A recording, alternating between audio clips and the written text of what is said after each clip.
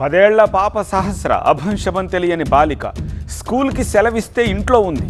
అంత చిన్ని పాపను కత్తితో అతి క్రూరంగా పొడిచి చంపేయడానికి ఆ దుర్మార్గుడికి మనసు ఎలా వచ్చిందో, కత్తిపోట్లతో విలవిలలాడిపోయిన సహస్ర ఎంత నరకం అనుభవించిందో. అమ్మా నన్ను కాపాడు, నాన్న నన్ను కాపాడు, రక్షించు, కాపాడు దేవుడా అంటూ నెత్తి నోరు ఎలా మొత్తుకుందో తలుచుకుంటే కన్నీళ్ళు వస్తాయి. ఆ చిట్టి తల్లి ఎంత నరకం అనుభవించి చనిపోయిందో తలుచుకుంటే గుండె తరుక్కుపోతుంది. నెత్తుటి మడుగులో రాలిపోయిన ఆ చిన్నారి ఎంత వేదన అనుభవించిందో మాటల్లో చెప్పలేం. ఈ ఘోరానికి పాల్పడ్డ వాళ్లకు ఎంత కఠినమైన శిక్ష వేసినా సరిపోదంటున్నారు కూకట్పల్లి వాసులు. దానికి సంబంధించిన బ్రేకింగ్ ఇది. హైదరాబాద్ కూకట్పల్లి బాలిక హత్య కేసులో కీలక మలుపు కనిపించింది. ఒక్కరే బాలికను హత్య చేసినట్టుగా పోలీసులు భావిస్తున్నారు. ఆ నిందితుడి కోసం ప్రత్యేక బృందాలు గాలింపు చర్యల్ని ముమ్మరం చేశాయి. ఇంటికి సమీపంలో పలు సీసీ కెమెరాల్ని పరిశీలిస్తున్నారు పోలీసులు. సహస్ర ఇంట్లో పలు ఆధారాలు సేకరించారు clues teams and dog squad. ఘటనా స్థలంలో కొన్ని ఫింగర్ ప్రింట్స్ని గుర్తించారు. స్కూల్కి సెలవు, అమ్మా నాన్న ఆఫీసులకు వెళ్లారు. 10 ఏళ్ల పాప సహస్ర ఇంట్లో ఒక్కతే ఉంది. కూతురు ఒంటరిగా ఉంది కదా అని 12:30 సమయంలో తండ్రి ఇంటికొచ్చాడు. వచ్చేసరికి మంచం మీద 3 కత్తిపోట్లతోటి నెత్తుటి మడుగులో పడి ఉంది కూతురు. పాపం సహస్ర. ఇంత ఘోరమా, ఇంత అన్యాయమా? సహస్రను చంపిందెవరు? దొంగతనమా, కలహాలు, కక్షలా, మరేదైనా ఘోరమా? ఏం జరిగింది అసలు? సహస్ర హత్య కేసులో పలు అనుమానాలు. 3వ అంతస్తు పైన పెంట్ హౌస్లో సహస్ర కుటుంబం నివాసం ఉంటుంది. కొత్త వాళ్ళైతే అక్కడి దాకా ఎలా వెళ్ళగలుగుతారు అన్నది ఒక ప్రశ్న. తెలిసిన వాళ్ళైతేనే అక్కడి దాకా వెళ్ళగలుగుతారు కదా అంటున్నారు. చిన్నారి ఒంటరిగా ఉందని వాళ్ళకేమైనా తెలుసా? తెలిసిన వాళ్లే ఈ ఘాతుకానికి పాల్పడ్డారా అనే కోణంలోనే పోలీసులు విచారణ చేస్తున్నారు. ఒక్కరే వచ్చారా, 2-3 ఉన్నారా? 9 గంటల 30 నిమిషాల నుంచి 12:30 మధ్య సహస్రపై దాడి జరిగింది. సో కింది అంతస్తులో ఉండేవాళ్ళు ఇంట్లోనే ఉన్నారు, కానీ తమకు ఎలాంటి అరుపులు వినిపించలేదు అంటున్నారు. ఇదే ఇప్పుడు మరిన్ని అనుమానాలు రేకెత్తిస్తోంది. 3వ అంతస్తు పైన ఉన్న పెంట్ హౌస్లో సహస్ర కుటుంబం ఉంటుంది. అయితే ఇంత ఘోరం జరిగిన బిల్డింగ్లో ఎవరికీ సహస్ర అరుపులు వినిపించలేదా? కింద అంతస్తులో ఉన్న అపార్ట్మెంట్ వాసులు ఏమంటున్నారు? దీనిపై మరింత సమాచారం మా ప్రిన్సిపల్ కరెస్పాండెంట్ ప్రణీత్ అందిస్తారు. సో ప్రజెంట్ ఎక్కడైతే ఇన్సిడెంట్ అయ్యిందో ఆ పెంట్ హౌస్లో ఇన్సిడెంట్ అయ్యింది. సో కింద మనం ఉన్నాము. ఒకసారి ఇక్కడ ఉన్నటువంటి అపార్ట్మెంట్ వాసులతో మాట్లాడే ప్రయత్నం చేద్దాం. మీకు ఏమైనా సౌండ్స్ వినిపించిందా అండి? అమ్మాయి అరిచినట్టు కానీ అట్లా? నో అండి, లేదు. అసలు ఏం అరుపులు వినిపించలేదు. లైక్ మొత్తం అయిపోయాక నాకు పక్కనకు వచ్చి చెప్పింది ఏడుస్తున్నారా అని చెప్పి. సో వెంటనే వెళ్ళి పైన చూసి వాళ్ళ డాడీ లైక్ ఎక్స్ప్లెయిన్ చేస్తున్నారు, ఇట్లా అయిందిరా అని. షాక్. మేము అసలు ఆ బాడీ చూస్తే టెన్షన్ వచ్చేసింది. పక్కనక కళ్ళు తిరిగిపోయింది. సో కిందికి వచ్చేసాం ఇంకా వెంటనే. సో అసలు నో ఐడియా లైక్ ఏమైంది అని చెప్పి. ఇంత అసలు ఏం వినిపించలేదు మాకు. అసలు ఏది తెలియదు. అంత స్కూల్కి వెళ్ళలేదని కూడా మాకు తెలియదు. అసలు ఏం తెలీదు. లేదు, అసలు ఏం తెలీదు. ఇక్కడ స్కూల్కి ఎట్లా వాళ్ళ ఫాదరే పికప్ డ్రాప్ చేస్తారు?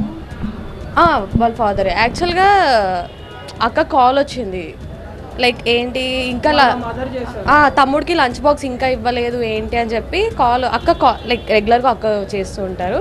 సో ఈరోజు కూడా కాల్ చేశారు. చేస్తే అక్క పైకి వెళ్ళేసరికి డోర్ లాక్ ఉంది. సో సేమ్ థింగ్ అదే చెప్పాము ఆ అక్కకు కూడా, వాళ్ళ మమ్మీకి డోర్ లాక్ వేసింది అక్క అని. వెంటనే వచ్చేసింది. తర్వాత వాళ్ళ ఫాదర్ వచ్చారు. వెళ్ళి చూసేసరికి ఏడుస్తున్నారు. మాకు చాలా అప్పుడు వినిపించాయి, చాలా గట్టిగా ఏడుస్తున్నారు అన్నీ.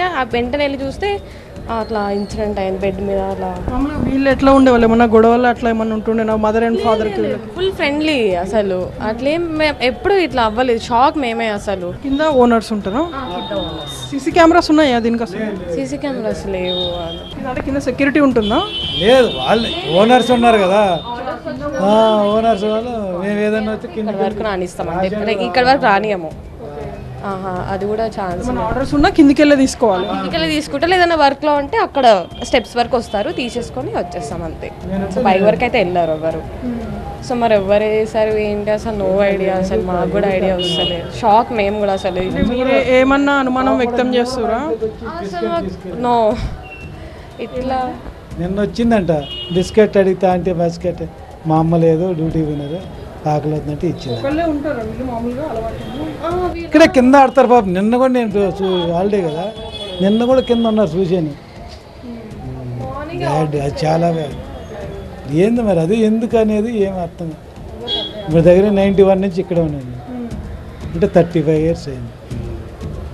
ఇప్పటి వరకు ఎక్కడ ఈ గల్లీలో కానీ ఇక్కడ ఇన్సిడెంట్ అనేది జరగలేదు. రైట్, అది ఇక్కడ కింద ఉన్నటువంటి స్థానికులు చెప్పినటువంటి వర్షన్ అయితే ఒకవేళ పైన ఉన్నటువంటి పాప పైన ఏమన్నా కత్తి దాడి చేసి ఉంటే కనుక ఖచ్చితంగా అరుపులు వినిపించాలి. కానీ ఎక్కడ కూడా పాప అరిచినటువంటి దాఖలు ఎక్కడ తమకు వినిపించలేదంటూ కూడా ఇక్కడ ఉన్నటువంటి నైబర్స్ చెప్తున్నటువంటి వర్షన్. సో నిన్న కూడా సాయంత్రం ఇదే వీళ్ళ ఇంటికి వచ్చి బిస్కెట్స్ కూడా పాప తీసుకెళ్ళింది, కిందికి వచ్చి ఆడుకుంటూ ఉంటుంది. కానీ ఇంత దారుణానికి ఎవరు ఓడిగట్టి ఉంటారో తాము ఊహించుకోలేకపోతున్నామంటూ కూడా ఇక్కడ ఉన్నటువంటి నైబర్స్ చెప్పినటువంటి వర్షం. జర్నలిస్ట్ బాలకృష్ణతో కుకట్పల్లి నుండి ప్రణిత, TV9. ఈ హత్య గురించి సహస్ర మేనమామ ఏమంటున్నారో చూడండి. అది కూడా లాస్ట్ పైన ఉంటారు వాళ్ళు. ఆ పైకి వెళ్ళి దుండగులు హత్య చేయడం అంత ఘోరంగా అంటే చాలా దురదృష్టం. ఇట్లాంటి చిన్నపిల్లల హత్యకు గురైన వాళ్ళకి పోలీస్ డిపార్ట్మెంట్ వాళ్ళు వెంటనే పట్టుకొని వాళ్ళకు ప్రజల ముందు షూట్ చేయాలి ఒకటి. మళ్ళీ ఈ ఇంట్లో కూడా ఎవరైనా ఏదైనా అనుమానం ఉంటే కూడా వారిని కూడా అందరిని అడిగి తెలుసుకొని ఈ కేసు వెంటనే దాన్ని ఇది చేయాలని చెప్పేసి మనస్ఫూర్తి కోరుకుంటాం. బాలికను పొడిచి చంపినట్టుగా గుర్తించారు. ఒంటిపై పలు చోట్ల కత్తిపోట్లను గుర్తించారు. తల్లిదండ్రులు ఇంట్లో లేని సమయంలో బాలిక హత్య జరిగింది. సీసీ కెమెరాలో ఆ యువకుడి దృశ్యాల్ని పోలీసులు ఐడెంటిఫై చేసినట్టుగా తెలుస్తోంది. ఎవరి మీద అని చెప్పాలి సార్? నేను మార్నింగ్ వెళ్తాను, ఈవినింగ్ వస్తాను. నేను ఎవరి మీద అని చెప్పాలి? చెప్పండి, మీరే చెప్పండి. ఎవరితో గొడవ లేవు, కానీ ఎంక్వైరీ మాత్రం జరగాలి. ఎట్లా జరగాలంటే ఎట్లా జరుగుతుందో ఏడ సేఫ్టీ ఉంది? ఎక్కడ సేఫ్టీ ఉంది చెప్పండి? ఏం చేశారనుకోవాలి? దేనికోసం చేశారనుకోవాలి? దేనికోసం? స్కూల్ లేదు మేడం, స్కూల్ లేదు. కేవీ స్కూల్లో హాలిడేస్ ఇచ్చారంట. ఒలింపిక్స్ జరుగుతున్నాయని హాలిడేస్ ఇచ్చారు. బాబా ఇంటి దగ్గర బాబు ఓన్ అంటే కూడా దొబ్బి పెట్టారు. బాబు ఉంటే బాబుని కూడా చంపేటోళ్ళేమో. అసలు దేనికి చేశారో తెలియాలి. దేనికి చేశారు మేడం? 4 years నుంచి ఇద్దరే ఉంటారు మేడం. ఒక్కరు కాకపోతే ఒక్కరు ఉంటారు. 4 years నుంచి ఉంటారు. నేను వెళ్ళింది 9 o'clock ఇంటి నుంచి బయలుదేరాను. 12:30 వాళ్ళ డాడీ వచ్చింది చూద్దామని. అప్పటికే ఇంత ఘోరం జరిగిపోద్దాం.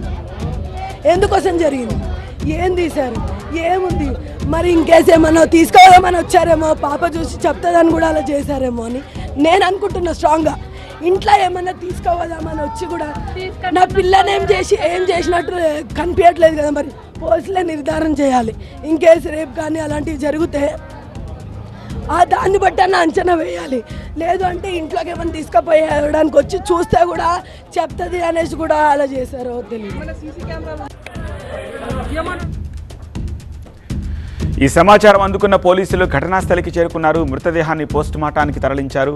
ఘటనపై కేసు నమోదు చేసుకుని దర్యాప్తు ప్రారంభించారు. డాగ్ స్క్వాడ్, క్లూస్ టీం ద్వారా ఆధారాలను సేకరిస్తున్నారు. పోలీసు ఏమంటున్నారో చూద్దాం.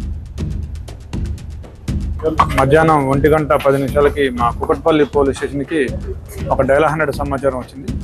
దాని ప్రకారం ఒక 10 సంవత్సరాల పాప ఇంట్లో చనిపోయి కనిపించిందని ఆ సమాచారం యొక్క సారాంశం. వచ్చి చూడగా ఆ పాప 10 years age and 6th class చదువుతూ ఉంది.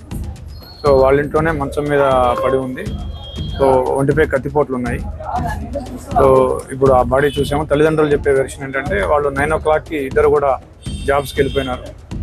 వాళ్ళు మళ్ళీ తండ్రి 12:30కి అట్లా బాబుకి బాక్స్ పంపాలని వచ్చి చూడగా పాప శవం బెడ్ మీద కనిపించిందని చెప్తా ఉన్నాడు.